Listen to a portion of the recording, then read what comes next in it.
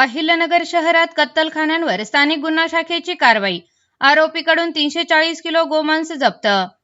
माननीय श्री मुमुक्का सुदर्शन पोलीस अधीक्षक अहिल्यानगर यांच्या आदेशान्वये पोलीस निरीक्षक किरण कुमार कबाडी यांच्या मार्गदर्शनाखाली स्थानिक गुन्हा शाखेचे पोलीस उपनिरीक्षक राजेंद्र वाहक, पोलीस अंमलदार शाहिद शेख, योगेश भिंगारदिवे, गणेश धोत्रे, अरविंद भिंगारदिवे यांचे पथक तयार करून गोवंश जनावरांची कत्तल करणाऱ्या इसमांची माहिती काढून कारवाई करण्याबाबत सूचना व मार्गदर्शन करून पथकास रवाना केले.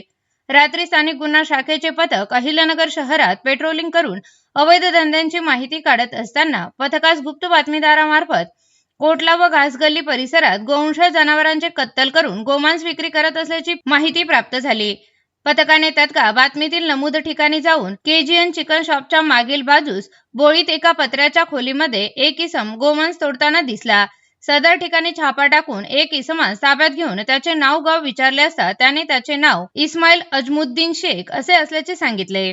पथकाने ताब्यातील इसमांच्या कब्जातून 68,000 रुपये किमतीचे 340 किलो गोमांस, 20,000 रुपये किमतीचे एक डीप फ्रीज, 25,000 रुपये किमतीचे गोमांस खिमा तयार करण्याची मशीन, 10,000 रुपये किमतीचे 2 इलेक्ट्रिक वजन काटे, 1,000 रुपये किमतीचे 2 सत्तूर, 2 सुरे, 2 टोचे असा एकूण 1,24,000 रुपये किमतीचा मुद्देमाल जप्त करण्यात आला आहे.